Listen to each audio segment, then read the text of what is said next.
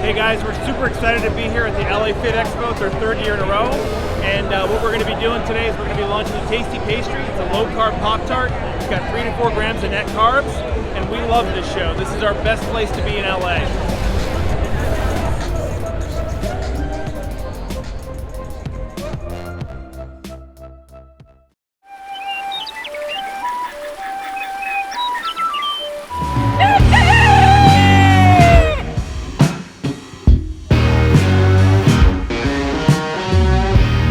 Welcome back to Legendary Foods Muscle in the Morning. I'm Dave Palumbo, and today is Wednesday, March 31st, 2021.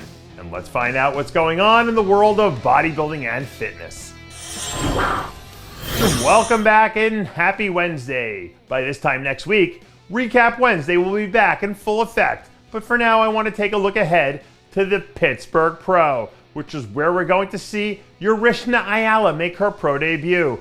On Monday, Yarishna's camp made it official that she was planning to bring her talents to the Steel City 4 weeks from now, when we should see her on stage with some of the other top wellness athletes in the division. On paper, this wellness lineup looks like it's going to be loaded with talent, which really raises the stakes because it gives the show a feel of an Olympia precursor. But if she goes out there and clearly separates herself from the rest of the group, I think it establishes her as the clear number one favorite to win the Olympia title this October. I know people like to say that bodybuilding is a marathon and not a sprint, but sometimes the difference between winning and losing a show comes down to who has enough left in the tank to sprint hard to the finish. And since the New York Pro is only a few weeks away now, does Blessing Awodibu have anything left in the tank? And if he does, now would be the time for him to kick it up into high gear. I've heard Blessing say that all the hard work is done and that now the only thing left to do is start refining the details so we can cruise into the last few weeks without having to make any major adjustments. And if everything does end up going according to plan, it should be fun to see if he's done enough to land himself in the top 6. What we do in this life echoes an eternity. Shout out to Russell Crowe for giving us one of the best movie quotes of all time in Gladiator. I also want to send a shout out to Dorian Haywood because he's 6 weeks out from going into battle with some of the best in the business at the Indy Pro.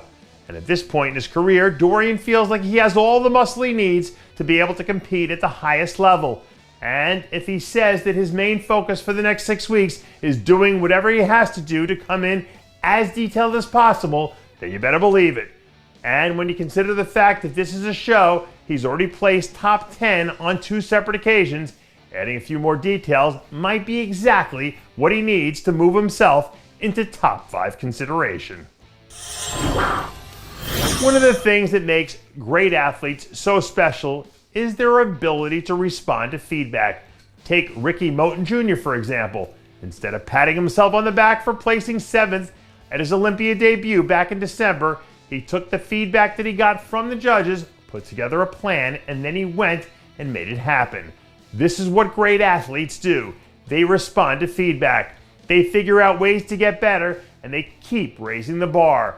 So if you're a young athlete watching this show, do yourself a favor. Start responding to the feedback that the judges are giving you, because that'll be the thing that helps you go from good to great.